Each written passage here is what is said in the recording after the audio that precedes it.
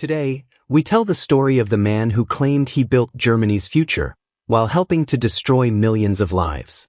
Albert Speer was born on March 19, 1905, into a world of comfort, discipline, and quiet ambition. Raised in Mannheim by a successful architect father, Speer grew up surrounded by order, structure, and the belief that systems, if designed correctly, could tame chaos. He was not shaped by poverty or rage, but by privilege and aspiration. In later years, this background would become central to the image he carefully constructed of himself, the educated professional who merely did his job, untouched by ideology. But history rarely allows such clean separations. Germany in Speer's youth was a nation traumatized. The defeat of World War I shattered imperial confidence. The Treaty of Versailles humiliated the country. Inflation wiped out savings. Political violence became routine. While some young men turned to radicalism in the streets, Speer turned inward, seeking certainty through architecture. He studied at technical schools in Karlsruhe, Munich, and Berlin, absorbing a philosophy that prized efficiency, scale, and permanence over emotion or moral inquiry. Buildings, he believed, could impose order on a broken society. In 1930, everything changed. Speer attended a political rally in Berlin where Adolf Hitler spoke. The experience left a deep impression. Hitler did not speak like a traditional politician. He spoke like a prophet of national rebirth. He promised not compromise, but destiny. To Speer, Hitler appeared as the answer to Germany's instability, a man who understood the symbolic power of architecture and the psychological hunger of a defeated nation. In January 1931, Speer joined the Nazi Party. This decision would define the rest of his life. After Hitler became chancellor in 1933, Speer's rise was astonishingly rapid. He impressed Nazi leaders with his discipline and ability to deliver results without complaint. Hitler, who distrusted intellectuals but admired technical competence, found in Speer a man who listened carefully and worked tirelessly. Speer soon became Hitler's personal architect, entrusted not only with buildings but with shaping the visual language of the Third Reich. Architecture under Nazism was not merely functional. It was ideological. Massive columns, endless stone, and overwhelming scale were meant to communicate permanence, power, and inevitability. Speer embraced this vision fully. He designed the dramatic parade grounds and light spectacles of the 1934 Nuremberg Party rally, transforming politics into theater. The towering searchlights, banners, and geometric precision were not accidents. They were tools of mass persuasion. Millions saw these images through Leni Riefenstahl's film Triumph of the Will, and the world watched as power was aestheticized. Speer's greatest ambition was Germania, Hitler's dream of rebuilding Berlin into a monumental world capital. The plans were vast beyond reason: colossal halls, triumphal arches larger than any in history, entire neighborhoods erased to make way for stone visions of eternity. Germania was never completed, but the project revealed Speer's complete identification with Hitler's worldview. He was no longer just an architect. He was a builder of ideology. The war transformed Speer again. In 1942, following the death of Fritz Todt, Hitler appointed Speer Minister of Armaments and Munitions. It was an extraordinary promotion. Speer was young, untested in industry, and lacked formal experience in large-scale production. Yet he succeeded where others failed.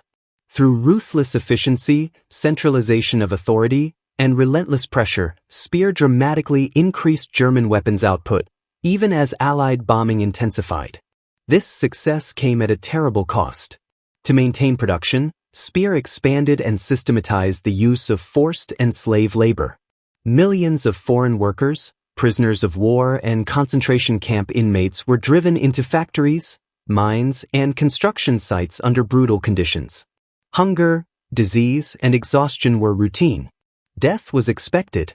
Speer later claimed that he did not directly manage the camps, that responsibility lay elsewhere. But the system he commanded depended entirely on human disposability. By keeping factories running, Speer prolonged the war. And by prolonging the war, he prolonged the killing. When Germany collapsed in 1945, Speer faced a reckoning unlike any other Nazi leader. At the Nuremberg trials, He admitted moral responsibility for the regime's crimes but denied knowledge of the Holocaust. His calm demeanor, articulate remorse, and apparent self-awareness distinguished him from other defendants. The judges believed him, at least partially. Speer was convicted of war crimes and crimes against humanity and sentenced to 20 years in Spandau Prison, escaping the death penalty. In prison, Speer refined his narrative. He presented himself as the good Nazi, the technocrat who served the state but rejected genocide. After his release in 1966, he became a best-selling author. Inside the Third Reich and Spandau, the secret diaries captivated readers around the world. Speer was not just forgiven, he was invited into living rooms, universities, and television studios as a voice of reflection and warning. Yet cracks in the story remained.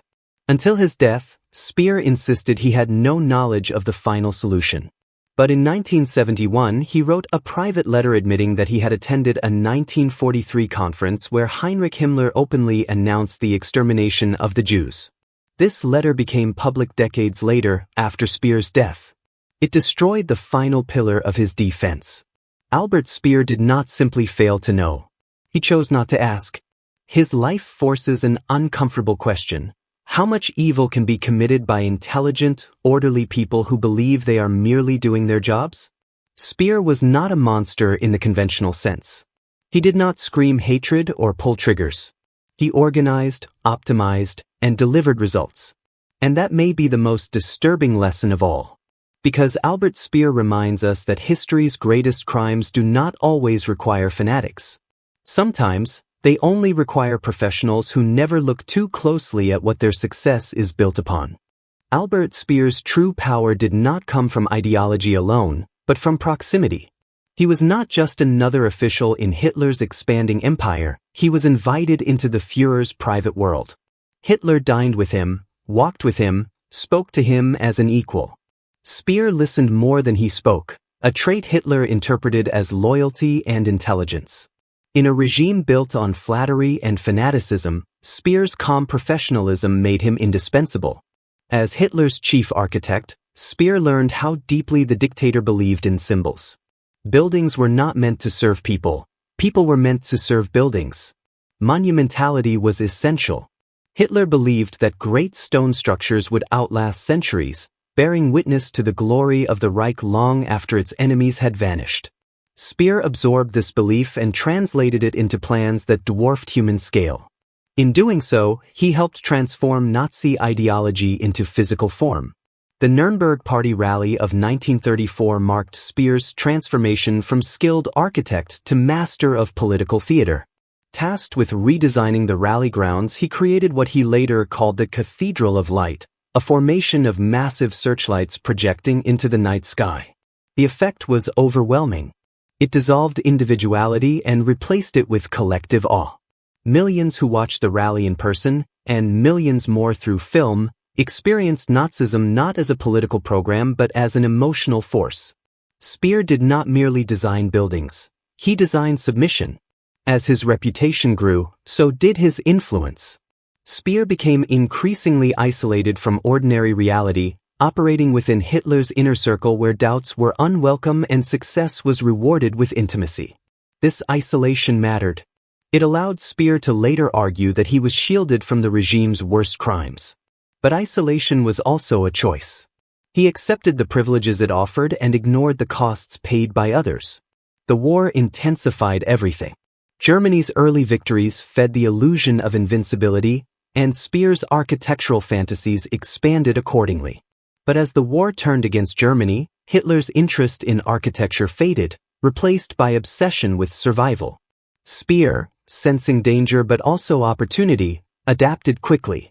When Fritz Todt died in a mysterious plane crash in 1942, Speer stepped into the role of Minister of Armaments and Munitions. The architect became an industrial commander. Speer approached war production the same way he approached architecture, as a technical problem. He streamlined bureaucracy, reduced internal competition, and centralized authority. His reforms worked. Tank, aircraft, and ammunition production increased dramatically, even under relentless Allied bombing. To Hitler, this confirmed Speer's genius. To history, it revealed something more troubling: the ability of rational systems to maximize destruction. Behind these numbers lay human suffering on an unimaginable scale. Speer's factories ran on forced labor. Prisoners were worked until they collapsed, then replaced. Speer later claimed that he delegated responsibility for labor conditions to others, but delegation did not absolve him. He knew production depended on expendable lives, and he accepted it. Efficiency became a moral anesthetic.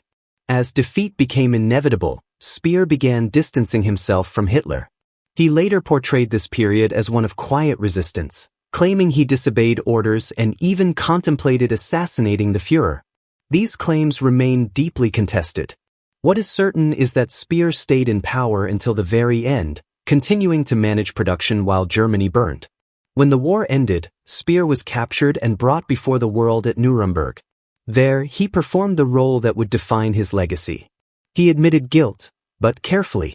He expressed remorse, but selectively. He condemned Hitler, but spared himself. This strategy saved his life. In Spandau Prison, Speer turned inward and outward at the same time. He studied himself as carefully as he once studied blueprints. He wrote, reflected, and shaped his memory for a future audience.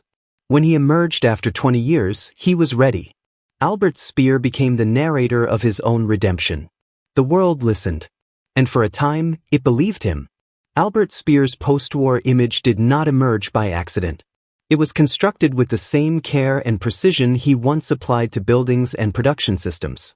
By the time he walked free from Spandau Prison in 1966, the world had changed. Germany was rebuilding. The Cold War had reframed the past.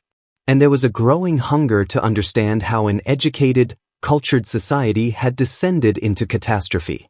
Speer offered an answer that was both comforting and dangerous.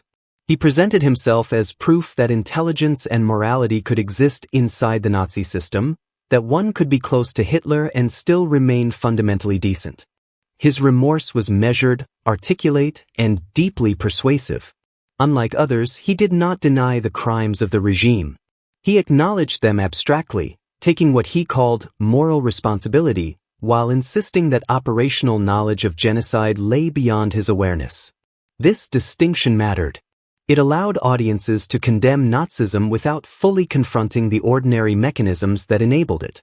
Speer's books became international bestsellers. Inside the Third Reich offered readers an intimate portrait of Hitler's inner circle, filtered through the eyes of a man who appeared self-critical and reflective. Spandau, The Secret Diaries deepened this image, portraying a prisoner tormented by guilt and memory. Speer wrote not as a villain, but as a warning, a man who had been seduced by power and paid the price. For many, this made him relatable. For some, even admirable. Yet historians increasingly questioned the story Speer told. Documents emerged showing that his ministry directly coordinated with the SS over the allocation of concentration camp labor. Production reports referenced death rates as logistical variables. Speer's claims of ignorance began to look less like innocence and more like willful blindness. The image of the apolitical technocrat started to crack. The most damaging evidence surfaced after Speer's death. In a private letter written in 1971, he admitted that he had been present at a 1943 conference where Heinrich Himmler openly spoke of the extermination of the Jews. This confession, kept hidden during his lifetime, destroyed the central pillar of his defense. Speer had known, or at the very least, he had heard, and chosen silence. This revelation forced a reevaluation not only of Speer, but of the broader narrative of responsibility. If Speer, the most articulate and seemingly honest of the Nazi elite, had manipulated memory so effectively, what did that say about the limits of post-war justice? About the ease with which societies accept stories that reduce guilt to a few obvious villains? Albert Speer died in 1981, still maintaining much of his public narrative. But history has continued to close in around him. Today, he is remembered not as the good Nazi, but as a case study in moral evasion. A man who understood systems so well that he learned how to disappear inside them. His story matters because it is not unique. It is a reminder that great crimes do not always require hatred, only ambition, discipline, and the refusal to ask difficult questions. Speer did not design gas chambers. He did not write extermination orders. He simply made the machine work better. And that, perhaps, is the most unsettling legacy of all.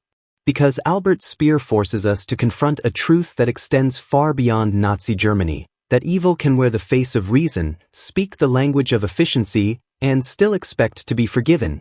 If it tells its story well enough, Albert Speer's legacy ultimately rests not on what he claimed, but on what his life reveals about responsibility in modern systems of power.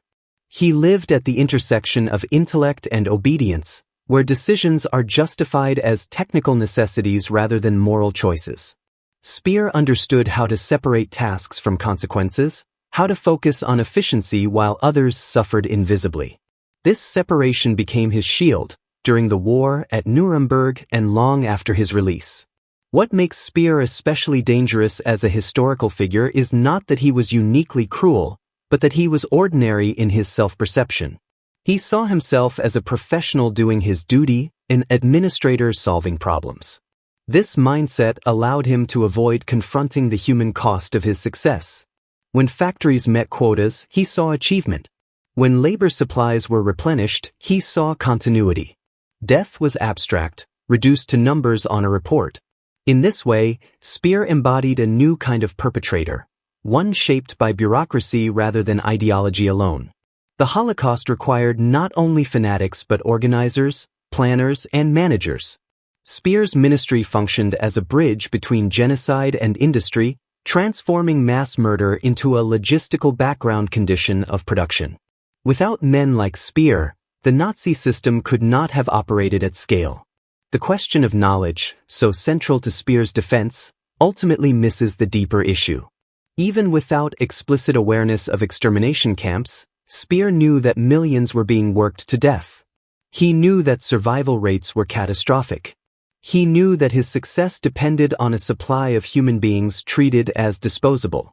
Knowledge, in this sense, was not a matter of secret briefings but of visible reality. After the war, Speer's partial confession created a model for selective accountability. By admitting limited guilt, he avoided total condemnation. This strategy proved influential. It offered a path for societies to process mass crime without dismantling their own self-image. Speer became a symbol of how memory can be negotiated rather than confronted. Today, historians see Speer not as an exception but as a warning. His life demonstrates how modern states can commit immense violence through ordinary administrative processes. The more complex and efficient the system, the easier it becomes for individuals to deny responsibility. Speer did not shout orders, he signed documents. He did not wield weapons, he optimized production. This is why Albert Speer remains relevant. His story is not confined to the ruins of the Third Reich. It speaks to any society where decisions are made far from their consequences, where success is measured in output rather than humanity. Speer reminds us that the greatest danger is not always hatred, but indifference disguised as professionalism. In the end, Albert Speer wanted to be remembered as a man who learned from his mistakes. History remembers him differently, as a man who understood the truth, shaped it carefully, and left behind a legacy that forces us to ask where responsibility truly begins, and where it is most often denied. Albert Speer's story does not end with his death, because the questions he raises refuse to stay buried in the past. His life became a mirror held up to modern civilization, reflecting an uncomfortable reality that immense crimes can be carried out not only by fanatics, but by educated, disciplined individuals who believe morality lies outside their job description. Speer was not driven by hatred in the way others were. He was driven by achievement, proximity to power, and the satisfaction of being indispensable. This distinction is precisely why his case continues to trouble historians. Speer forces us to confront the limits of personal responsibility within vast systems. He demonstrated how easily moral judgment can be outsourced, deferred, or diluted when authority is centralized and tasks are fragmented. Each decision he made appeared small, technical, even reasonable. But together, they formed a machinery of destruction that operated with terrifying smoothness. During the Third Reich, Speer learned to think in abstractions. Production targets replaced human lives. Efficiency replaced ethics. Survival became irrelevant if output was maintained. This way of thinking did not require ideological fanaticism. It required only discipline and ambition. Speer's greatest crime was not ignorance, but adaptation. He adapted himself perfectly to a criminal system. After the war, society adapted as well. Speer's survival narrative offered relief. If someone like him could be misled, then perhaps the catastrophe of Nazism could be understood as an accident of history rather than a warning about human nature. His polished remorse allowed audiences to believe that intelligence and education were safeguards against evil. In reality, Speer proved the opposite. The delayed revelation of his 1971 letter shattered that illusion. It confirmed what many suspected but could not prove, that Speer had known enough to act, and chose not to. Silence became his final act of collaboration. By withholding the truth during his lifetime, he protected not only himself but the myth he had carefully built. Even in confession, Speer calculated. Albert Speer's legacy therefore lies not in architecture or memoirs, but in the lesson his life teaches about moral responsibility. Evil does not always announce itself loudly. Sometimes it arrives disguised as routine, as paperwork, as optimization. Sometimes it wears a suit, speaks calmly, and claims it was only doing what was necessary. This is why Speer must be remembered, not as a redeemed figure, nor as a uniquely evil one, but as a warning. A warning that competence without conscience is dangerous. That silence can be a form of participation. And that history's most devastating systems depend less on monsters than on people willing to look away. Albert Speer built monuments to power. In the end, he became a monument to denial. Albert Speer's life ultimately collapses into a single, unavoidable question. When does obedience become guilt? He spent decades insisting that responsibility belonged elsewhere, higher up, further away, hidden behind secrecy and structure. Yet the closer one looks, the clearer it becomes that Speer was not a man carried by events, but one who willingly positioned himself at their center. He chose proximity to Hitler. He chose influence over withdrawal. He chose efficiency over humanity. Each choice tightened the bond between his success and the suffering of others. Speer's relationship with Hitler was not merely professional, it was psychological. Hitler offered Speer validation, trust, and a sense of historical mission. In return, Speer offered competence without resistance. This mutual dependence insulated both men from reality. Hitler saw in Speer the embodiment of his future Reich. Speer saw in Hitler the patron who transformed ambition into destiny. Breaking that bond would have required moral courage that Speer never displayed when it mattered. The tragedy of Speer's story is not that he failed to recognize evil, but that he recognized it too late, or pretended to. Even after the war, when the full scale of Nazi crimes was undeniable, Speer continued to manage truth as carefully as he once managed resources. His remorse was real enough to persuade, but incomplete enough to protect him. In this way, Speer extended his wartime strategy into peacetime, survival through adaptation. For modern audiences, Speer represents a uniquely unsettling figure. He cannot be dismissed as a fanatic or a brute. He was intelligent, reflective, and articulate. He understood the language of guilt and used it effectively. This makes his story harder to confront, because it suggests that education, culture, and self-awareness are not defenses against moral collapse. Albert Speer did not invent Nazism. He did not design its racial ideology. But he made it function when it should have failed. He extended its lifespan. And in doing so, he multiplied its victims.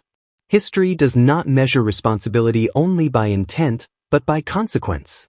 In the end, Speer's greatest construction was not Germania or Germany's war economy. It was his post-war image. A structure built from selective memory, partial confession, and public forgiveness. It stood for decades, admired and rarely questioned. Only later did it begin to crumble. As we look back now, Albert Speer stands as a reminder that the most dangerous lies are not those told outright, but those wrapped in truth. His life warns us that moral responsibility cannot be delegated, postponed, or edited after the fact. Because when systems commit crimes, it is individuals who make them work. And Albert Speer made the system work. Albert Speer's story ultimately forces us to confront a truth that is deeply unsettling precisely because it is ordinary. He was not driven by madness or blind hatred. He was driven by ambition, loyalty, and the desire to be effective. In a world that rewarded results above conscience, Speer thrived. And that is why his legacy endures as a warning rather than a footnote. The Third Reich depended on men like Speer to translate ideology into reality. Grand visions required organization. Total war required managers. Genocide required infrastructure. Speer's genius lay in making complexity appear manageable, in reducing chaos to schedules and quotas. This ability made him indispensable to Hitler and lethal to millions he would never meet. What makes Speer's case especially troubling is how convincingly he argued that moral catastrophe can occur without moral intent. He framed himself as someone who failed ethically, not criminally. Yet history does not operate on intentions alone. It records outcomes. And the outcome of Speer's work was the extension of a regime built on mass murder. Even in reflection, Speer remained controlled. He acknowledged guilt only where it could not fully condemn him. He never stood before the public and said, "I knew, and I chose to remain." Instead, he allowed ambiguity to do the work of denial. This ambiguity gave post-war society permission to look away from uncomfortable questions about complicity, obedience, and the seductions of power. Albert Speer's life demonstrates how evil adapts to intelligence. It does not always demand fanaticism. Sometimes it prefers discipline. Sometimes it seeks people who can work efficiently, speak rationally, and explain later why they did not know enough. Speer offered all of this. And for decades it was enough. Today, his story resonates far beyond Nazi Germany. In every modern system, corporate, political, technological, the same moral dilemma exists. Decisions made far from their consequences still shape human lives. Responsibility is still fragmented. Harm is still hidden behind procedure. Speer reminds us how easily conscience can be silenced when success depends on obedience. Albert Speer died in 1981, but the questions he leaves behind are not historical curiosities. They are living questions. They ask us whether intelligence excuses indifference, whether efficiency can ever justify cruelty, and whether silence, when we know enough, is itself a crime. His life stands as a final caution. Evil does not always arrive screaming. Sometimes it arrives calmly, organized, well-dressed, and asking only that you do your job well. And that is why Albert Speer must be remembered. Albert Speer's story reaches its final, chilling dimension when we confront the full scale of the human cost he helped orchestrate. While he oversaw the design of monumental architecture meant to awe and inspire, simultaneously he oversaw production systems that dehumanized millions. Every blueprint, every efficiency report, every organizational chart carried with it the weight of lives broken, of laborers worked to death, of families destroyed. The grandeur he built for the Third Reich rested squarely on human suffering, and he knew it. Even after his release from Spandau Prison, Speer's narrative continued to shape public perception. He positioned himself as a reflective observer of history, a cautionary voice. His memoirs captivated millions, offering what seemed like honesty tempered with humility. But this carefully curated image masked the deeper truth, that Speer had not only witnessed atrocities, he had facilitated them through his administration.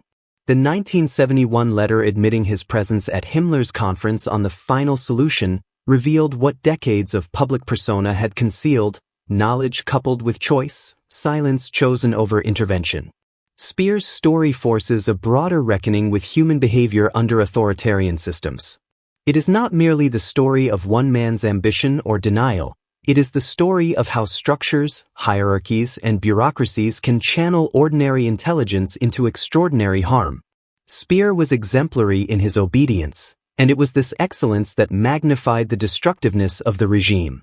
The lesson extends far beyond history books. Competence without conscience can amplify evil as much as fanaticism. The moral questions Speer raises remain deeply relevant. How much responsibility does an individual bear within a complex system? When does doing your job become complicity? And how easily can intelligence, skill, and ambition blind a person to the suffering their work enables? Speer's life is a stark illustration that cruelty does not always wear the face of rage. It often wears the face of order, of efficiency, of ambition. Ultimately, Albert Speer is remembered not for the buildings he designed, nor the factories he managed, but for the disturbing elegance with which he navigated evil. He demonstrated that human systems can convert knowledge into denial and ambition into atrocity. His narrative is a warning that ordinary people, when absorbed into extraordinary systems, can become agents of harm without ever pulling a trigger, signing an order, or raising a hand in violence. And so, as we reflect on Speer's life, we are left with questions that demand contemplation. From which country or place are you watching this story unfold today? Could your family, your community, or your own profession ever face similar moral challenges?